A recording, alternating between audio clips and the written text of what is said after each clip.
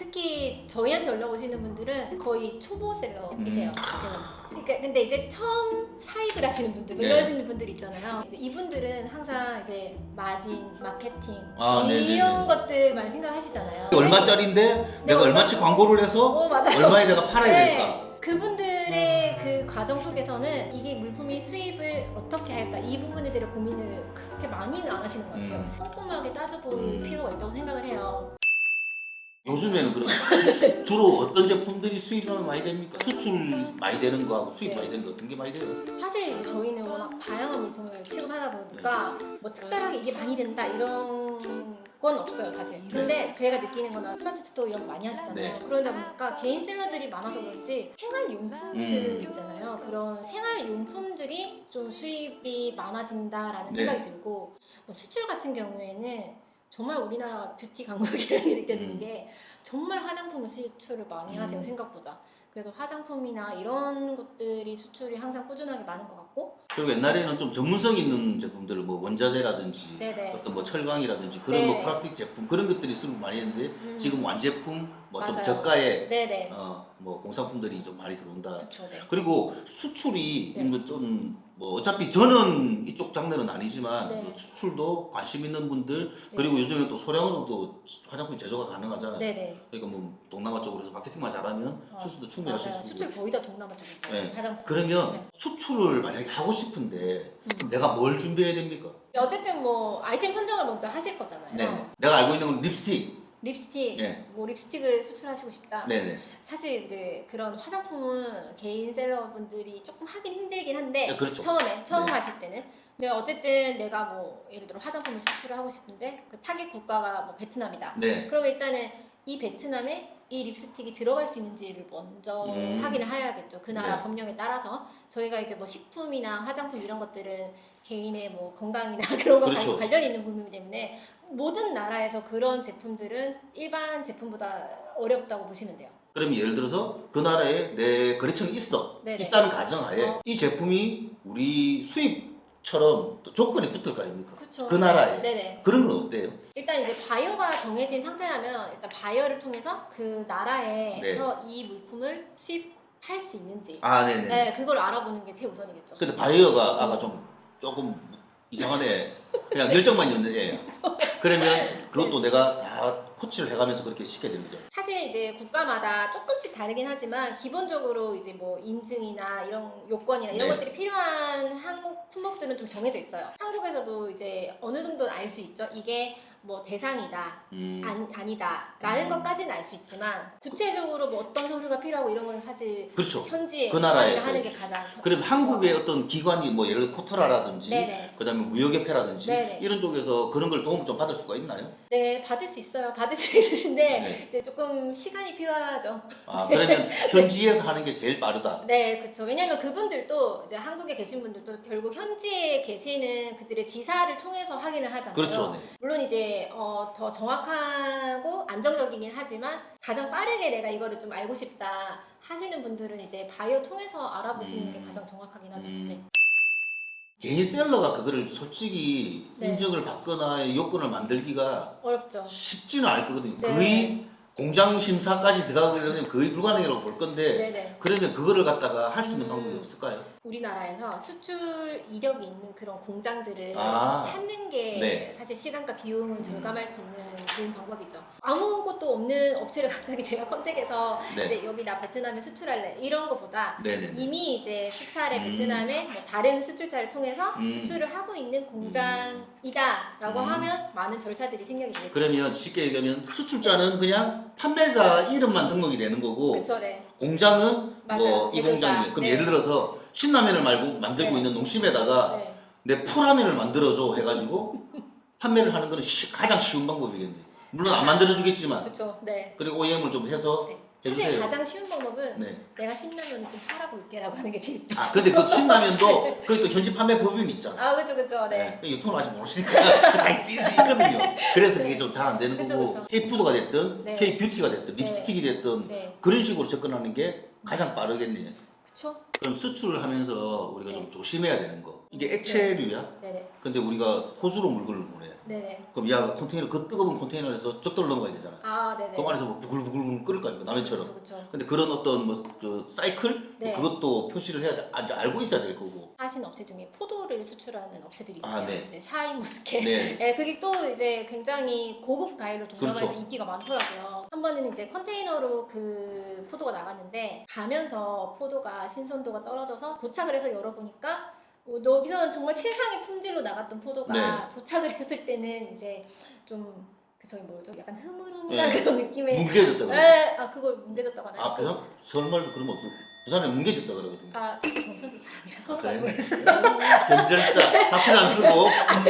네. 변수라는 거는 있을 수 있잖아요. 그렇죠. 네, 변수라는 거 있을 수 있기 때문에 사전에 우리는 어떤 조건으로 보낼 건데 그로 인해서 이제 나중에 문제가 생겼을 때는 뭐 책임을 어떻게 할 것인지 이런 것들을 좀 얘기를 하시는 게 좋으세요. 우리는 포도를 정말 신선하게 보냈지만 그리고 이 상태에 맞게 컨테이너 포장을 했지만 네. 막상 갔는데 그렇게 된 거는 수출자 책임도 아니지만 그렇죠. 수입자 측에서는 또 내가 그렇죠. 주문한 물건이 안 오는 그 이상한 걸 받고 네. 내가 뭐 돈 줄 수는 없는 거잖아요. 그렇죠. 그러니까 이제 그런 부분들 예상 가능한 그런 변수들에 대해서는 네. 조금 사전에 협의를 하고 진행을 하시는 게 우리 중국에서 네. 한국으로 들어오는 우리 LCL 같은 경우 어떻게 보면 페리로 타고 들어오잖아요. 네, 그렇기 네. 때문에 이게 보험이 안 되잖아요. 근데 그런 제품들은 보험을 넣을 수 있는 거죠. 아, 그렇죠. 그럼요. 당연히 그런 네. 부분들은 다 보험이 가능하고 보험사랑도 이제 사전에 할 수 있고 또 그 보험조차도 수출자가 될 거냐 수입자가 보험을 낼 거냐 그리고 또 이제 협의할 수 있는 거죠. 사전에. 우리 저 수입하면서 네. 저는 우리 창고에 딱 도착만 시키면 내가 무조건 일주일 안으로 내가 통관을 시킨다 그러거든요. 근데 요즘에 품목이 많다고 해서 이게 통관이 늘어지고 그러나요? 그런 건 아니에요. 근데 이제 품목이 많아지면 아무래도 검사 확률이 좀 높아지고 우리 회사 좀 자주 걸립니다. 네, 그렇죠. 왜냐면 다양한 품목이 들어오면 당연히 검사 확률이 높아질 수밖에 네. 없고 또 이제 워낙 뭐 아마 중국에서 다 하시는 일이잖아요. 그래서 이제 뭐 정해진 건 없어요. 그게 이제 정말 뭐 딱 뭐 검사가 중국에서 들어온 거 검사가 많아 이렇게 정해진 건 없지만 경험상 봤을 때 중국에서 여러 가지 품목들이 한 번에 들어올 때 검사가 제일 많이 나는 것 같아요. 아, 토요일날 우리 창고에서 외야로 이렇게 보내면 네. 일요일날 저녁에 출항해서 월요일날 입항해서 화요일날 통관되고 수요일이나 늦어도 목요일은 물건 받았거든요. 그래서 일주일도 안 되게 모든 게 다 진행이 됐어요. 근데 네네네. 요즘엔 많이 늘어나더라고요. 그래서 혹시 세관 시스템에 그리고 또 네. 요즘 세관에서 네. 단속이 많이 심해졌잖아요. 사장님 거만 심해진 거 아닐까요? 저희 우리 관세사가 일을 안 하는 걸로 못 하는 걸로 그렇게 정리합시다. 관세사가 네. 보는 시선에서 뭐 수출할 때라든지 수입할 네. 때 네. 이것만은 꼭 알고 하자. 수입하시는 입장에서 봤을 때 저한테도 이제 셀러분들이 굉장히 많이 연락이 오세요. 네네. 이제 특히 저희한테 연락 오시는 분들은 거의 초보 셀러이세요. 그러니까 근데 이제 처음 사입을 하시는 분들, 뭐 네. 이러시는 분들 있잖아요. 그런 분들이 연락이 오시는데 저는 확실하게 체크했으면 좋겠는 게 이제 이분들은 항상 이제 마진, 마케팅 이런 것들만 생각하시잖아요. 그래서 원가를 얼마 할까, 판가를 얼마 할까, 뭐 홍보는 어떻게 할까 이게 이제 중요하게 생각하시는데. 그렇죠. 그게 이제 그분들한테 제일 중요한 거죠. 그쵸. 이게 얼마짜리인데 내가 얼마치 광고를 해서 맞아요. 얼마에 내가 팔아야 될까. 그분들의 그 과정 속에서는 이게 물품이 수입을 어떻게 할까 이 부분에 대해 고민을 그렇게 많이는 안 하시는 것 같아요. 그러니까 이걸 수입해서 어떻게 팔까 이건데 처음 취급을 하는 물품이다라고 했을 때는 전문적으로 이 물품이 어떻게 인증이나 요건들이 필요한 품목인지 또는 이제 원산지 표시는 어디에다가 어떻게 하는 게 맞는지 그것들을 처음에는 좀 꼼꼼하게 따져볼 필요가 있다고 생각을 해요. 실컷 그렇게 이제 하셨는데 수입하고 나서 아까 말씀드렸던 그 안타까운 상황처럼 하고 나서 문제가 생기면 비용이나 시간이 훨씬 많이 들게 되거든요. 폐기를 하게 되고 이러면은 그 고민의 과정들이 다 쓸모없는 과정들이 저도 옛날에 그런 경험들이 있거든요. 네. 그래서 제가 이제 막간을 이용해서 얘기를 하자면 물주스쿨이라고 해가지고 우리 사무실에서 강의 같은 걸 조금 해요. 네네. 저도 이 강의 저 강의 해봤는데 이번에는 이거부터 말씀드려야 되겠다 싶어서 제가 다이소 가서 사진 꽉 찍었어요.